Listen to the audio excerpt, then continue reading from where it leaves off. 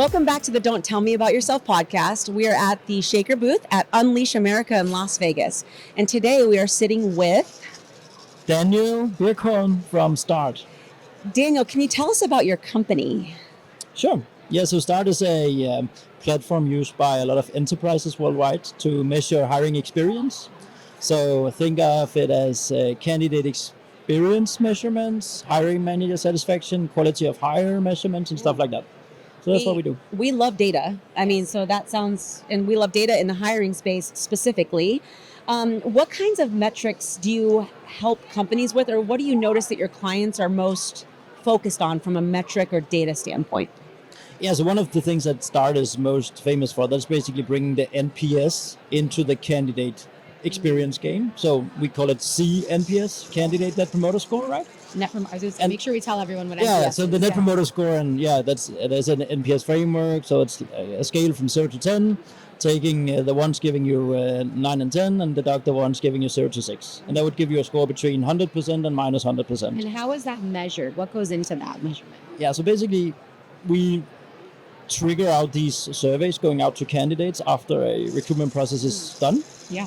It can be, and the recruitment process can end in many ways. You can get hired, you can get rejected, you can get rejected after screening, but you can also get rejected after an interview, after assessments. It can be that you withdraw yourself and stuff like that.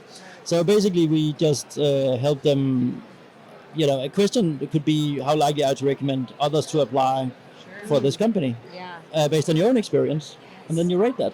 See, we've worked with companies before that only think about the candidate experience for the people that got hired, right? But it's like, what is the candidate experience for the people that don't get hired? Do they leave feeling well evaluated? Are they going to continue to recommend your company anyway? And I just noticed that is a downfall for some companies not to consider that as well. Exactly. As I told you just before, we are bringing this concept of healthy hiring to Unleash. And the point about making hiring healthy, that is that most companies, they reject 95% of their candidates. So basically the one you hire, that's 5%. Right. And ultimately, if you're making 95% of your candidates, let's say disappointed, angry, and detractors ultimately, well, then your hiring is not that healthy, right? Because then your brand would suffer of it, right? Yeah. So so there's a little bit of a sustainability element into this, where you can say that the more healthy your hiring is, the more the way you approach hiring is also creating organic sourcing of new candidates in the future. Yeah. And now I know myself, I have some ideas of why this might be important or how it might help companies, but are there any results that the companies and clients that you work with see when they do put the focus on some of what we're talking about? Yeah, I think you need to have a conceptual buy-in of the fact that if you are pissing off people by the way you recruit, then probably it's not a good idea. Right.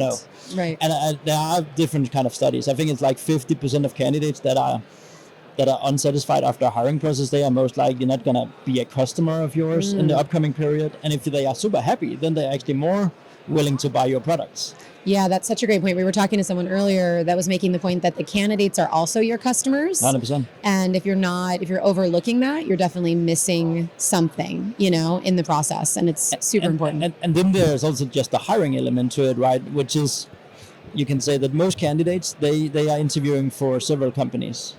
And a lot of the things that is making them choose you or between you and another company, that is maybe also what they feel during the hiring process. Mm-hmm. So meaning, your hiring experience is also ultimately impacting your quality of hire.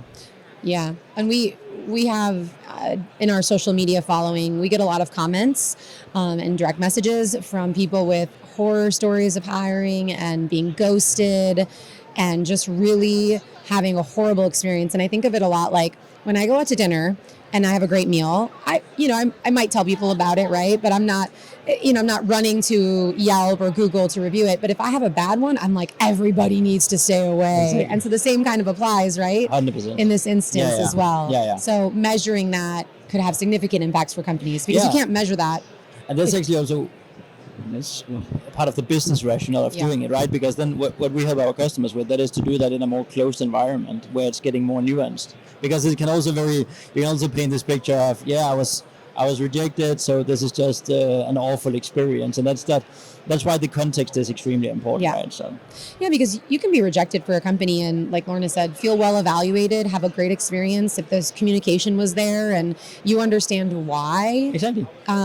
Yeah. You can still walk away having a great experience. And then the company itself has somebody who might come back around someday, right? If they're missing skills or weren't the right fit at the time for the team that you have, you don't want to ostracize that person in case when you do have an opening that fits their skills, they upskill or the opening changes, right? That you have that person to come back to. So yeah, for sure. Is there one thing that talent leaders need to know in the year ahead, and what would that be? Only one thing? We got time. Well, I am actually surprised, and I know I have to say that because of the product that we are selling or the platform that I'm representing, but I'm really surprised by the lack of, let's say, outside in perspective there is on recruitment.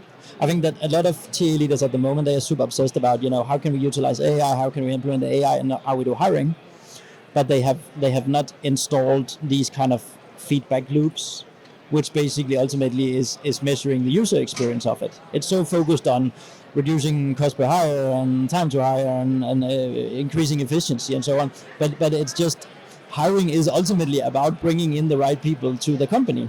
And if that is done in a unhealthy way, so I think maybe a data-driven mindset is what I hope we'll see talent leaders have even more going forward.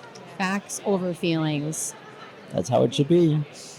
Can you tell our listeners where they can find more information about you and your company? Start.com. That's an easy. That is nice and easy. Yeah, All right. it is. Well, thank you so much. And remember that Yes. Start is one of the only companies in the world having our own Spotify playlist that everyone has, right? So the You gotta check it out. Why no, didn't but you I mean mention the songs that you like, they would be your Start playlist. Now you get it. He's a jokester, everyone. He is a jokester. I mean, you went from so timid to like throwing jokes by the end of this episode. So, We're warming him up. yeah, way to overcome. Well done. Digo finda. Yeah, okay. All right. He's like, don't butcher my language anymore. All right. Well, thank you so much for your time today, and we hope you enjoy the rest of the conference. Thank you for having me.